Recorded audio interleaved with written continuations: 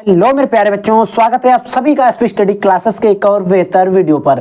तो बच्चों, आज के इस लेक्चर के अंदर हम लोग पढ़ने वाले हैं क्लास 12 बायोलॉजी के बारे में। क्लास 12 जीव विज्ञान के बारे में बच्चों हम लोग पढ़ने वाले हैं। बच्चों, अगर आप लोग इस बार क्लास 12 में हैं और आपको अगर बोर्ड एग्जाम 2024 देना है ना, तो आज का लेक्चर आपके लिए सबसे ज्यादा इंपॉर्टेंट है, क्योंकि बच्चों आज के इस लेक्चर के अंदर हम लोग पढ़ने वाले हैं क्लास 12 बायोलॉजी के ऐसे महत्वपूर्ण क्वेश्चन जो लगभग हर साल बोर्ड एग्जाम में आते रहे हैं। उन क्वेश्चंस को लेकर हम पढ़ने वाले हैं। तो बच्चों, आज का जो लेक्चर है ये हमारा जो हम न्यू सीरीज चला रहे हैं बच्चों, हमारे एक न्यू सीरीज नाम से हमने एक सीरीज चलाई है जिसमें हमारा टारगेट है कि आपको 95 प्लस मार्क्स दिला जाए बायोलॉजी के अंदर। किसके अंदर बच्चों? बायो के अंदर आपको 95 मार्क्स दिला जाए, उसी के अकॉर्डिंग एक सीरीज चलाई जा रही है जो है न्यू सीरीज। इस न्यू सीरीज की अगर हम बात करें तो हमारे 2 लेक्चर हो चुके हैं, 2 लेक्चर हो चुके हैं। आज हम बात करेंगे लेक्चर नंबर 3 की। आज बच्चों ये है लेक्चर नंबर 3।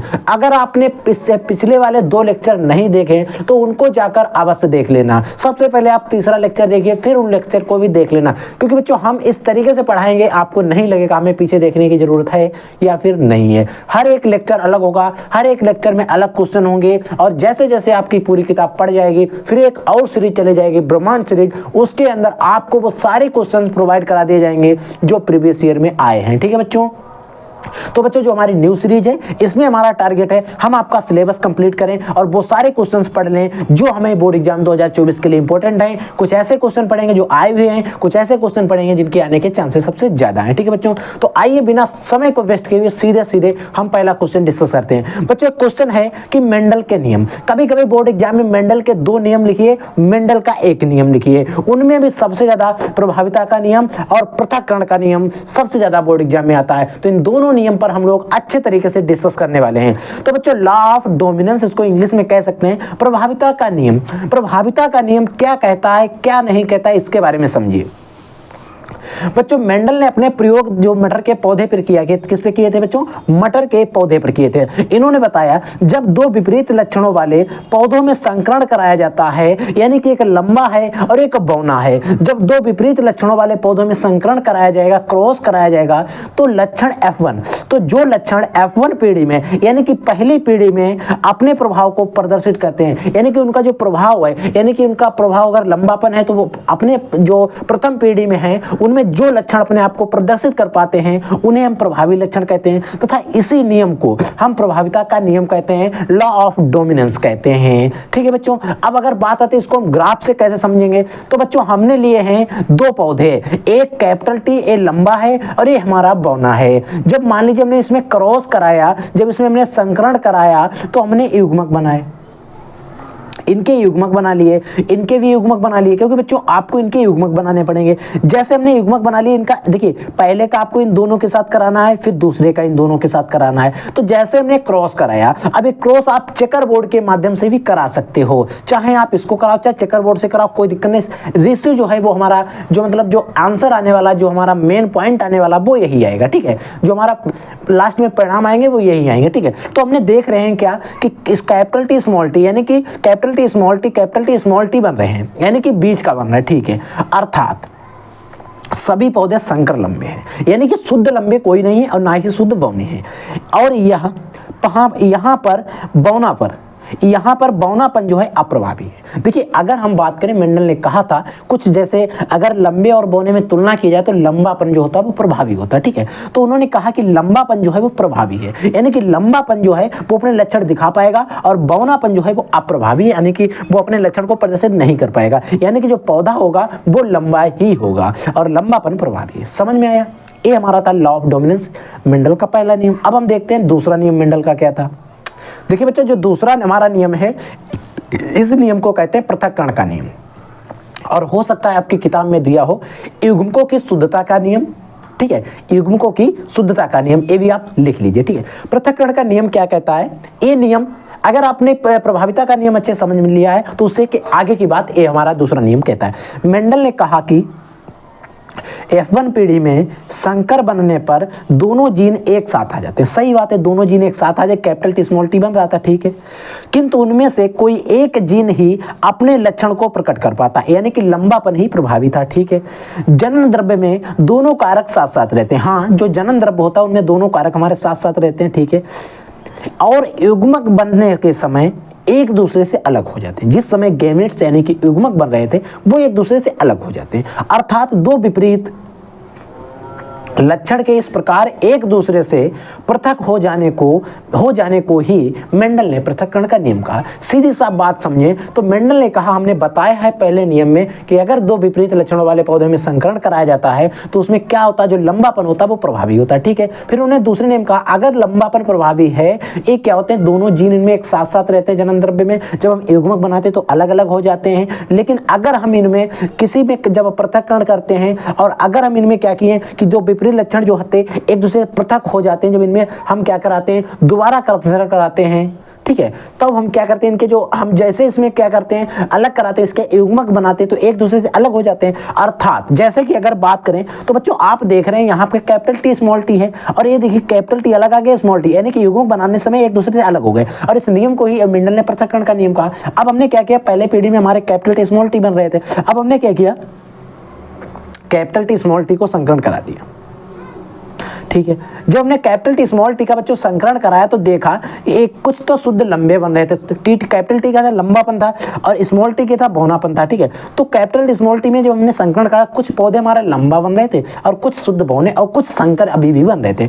तो बच्चों अगर हम इनका जीनोटाइप देखें, जीन प्रारूप देखें तो बच्चों हमारा जीन प्रारूप यानी कि इनके लक्षण कैसे होंगे, तो बच्चों इन दोनों के लक्षण सेम होंगे, इसके लक्षण अलग होंगे और इसके लक्षण अलग होंगे, तो हमारा जीनोटाइप आएगा 1:2:1, ठीक है। लेकिन फिनोटाइप लक्षण प्रारूप क्या आएंगे, जो हमें बाहर से लक्षण दिखेंगे, यानी कि जो संकर लंबे हैं ए भी लंबे हैं, ए वाले भी लंबे हैं, यानी कि लंबे पौधे कितने बने, 1, 2, 3, यानी कि 3:1 और बौना शुद्ध हमारा एक ही रहेगा। समझ में आया। तो ये था बच्चों मेंडल का दूसरा नियम जिसे कहते हैं पृथक्करण का नियम, ठीक है।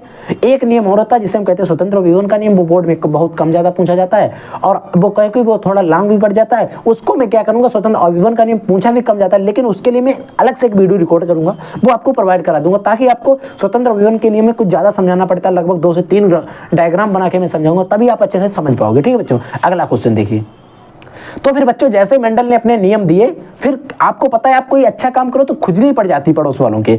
तो एक हमारे वैज्ञानिक थे जिनका नाम था कॉलकॉरेंस, उनके खुजली पड़ गई, उन्होंने अपना नियम दे दिया अपूर्ण प्रभाविता का नियम। उन्होंने अपने प्रयोग करना सिद्ध कर दिया, सही किया, उन्होंने अपने प्रयोग में सिद्ध भी कर दिया कि नियम अपूर्ण प्रभाविता का नियम जो है ये मेंडल के नियम का अपवाद है। जैसे मेंडल ने कहा था जब हम दो विपरीत लक्षणों पौधों में संकरण कराएंगे तो उनमें क्या होगा, कोई एक लक्षण ही अपने प्रभाव को प्रदर्शित कर पाएगा, जिसे प्रभाव को प्रदर्शित जो कर पाता है उसे प्रभावी लक्षण कहते हैं, जैसे लंबापन होता है। लेकिन यहाँ पर इन्होंने कहा अगर बाई चांस उनके बीच में बन गया, समझिएगा कभी कभी प्रभावी लक्षण का प्रदर्शन पूर्ण रूप से नहीं हो पाता है, कभी कभी तब प्रभावी और अप्रभावी के बीच की बनती है, जो हमारी संतान बनती है प्रभावी और अप्रभावी के बीच की बनती है, इसे ही अपूर्ण प्रभाविता का नियम कहते हैं। ये मेंडल के नियम का एक्सेप्शन है, यानी कि अपवाद है, ठीक है। फिर बात आती है अपूर्ण प्रभाविता के नियम की खोज किसने की थी। अब बच्चों मैं क्यों बता रहा हूं, अगर आप पेपर उठा के देखोगे 17-18 में जो बोर्ड एग्जाम हुए थे उनमें ऑब्जेक्टिव क्वेश्चन आया था अपूर्ण प्रभाविता का नियम किसने दिया, और एक क्वेश्चन शायद और उससे पीछे आया है कि मेंडल के नियम का कोई एक अपवाद बताइए। तो अपूर्ण प्रभाविता का नियम भी एक मेंडल के नियम का अपवाद है, ठीक है। इनकी खोज जो थी इसकी अपूर्ण प्रभाविता की 1903 ईस्वी में कॉलकॉरेंस ने की थी। फिर इन्होंने अपना उदाहरण दिया कि ऐसा क्यों है। भाई ये भी अच्छे मतलब साइंटिस्ट थे, इनको भी दिमाग था, इन्होंने कहा हम अपना उदाहरण भी देते हैं, हम कारण भी बता रहे हैं ऐसा क्यों। इन्होंने क्या किया, अपने प्रयोग गुलावास यानी कि मेराविलिस जलापा, जिसका गुलावास का वैज्ञानिक नाम है मेराविलिस जलापा, पर प्रयोग किए आप यहाँ पर बच्चों प्रयोग जोड़ लेना, पर प्रयोग किए। इसमें लाल पुष्प वाले पौधे को कैपिटल आर तथा सफेद पुष्प वाले पौधे को स्मॉल आर से प्रदर्शित किया। तो F1 पीढ़ी में हमें जो पौधे प्राप्त हुए वो कैपिटल आर और स्मॉल आर प्राप्त हुए। अब इन्होंने जो कैपिटल आर स्मॉल आर प्राप्त हो रहे हैं इन्हीं पर अपना मतलब काम कर दिया। इन्होंने संकरण कराया कैपिटल आर यानी कि शुद्ध लाल और हमारे सफेद, इनमें जब संकरण कराया युग्मक बनाया तो देखा कि कैपिटल आर स्मॉल आर बन गया, और कैपिटल आर स्मॉल आर तो इन्होंने देखा कि ये तो गुलाबी बन गया, कैसा बन गया बच्चों? गुलाबी बन गया।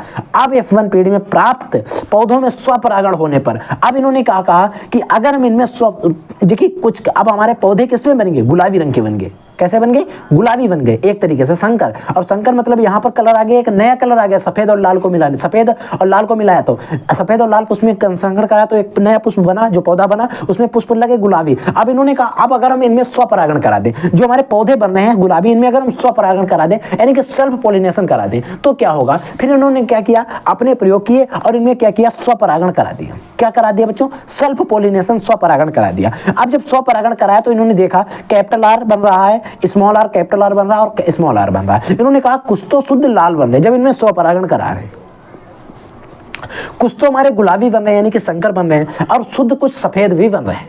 तो उन्होंने कहा कुछ युग्मक हमारे जो हैं वो अलग भी आ जाते हैं। ठीक है, तो ये था मेंडल के नियम का अपवाद, एक्सेप्शन था। इसको भी आपको अच्छे से याद रखना है, ये भी हमारे बोर्ड एग्जाम में पूछ लिया जाता है। ठीक है, अगला देखिए बच्चों, अगला एक तरीके से आप न्यूमेरिकल भी कह सकते हो और अच्छा बायो का क्वेश्चन है और आता है बच्चों। इस क्वेश्चन को मैं कहता हूं लगभग बच्चे गलत करके आते हैं। क्वेश्चन क्या कहता है समझिए ध्यान से।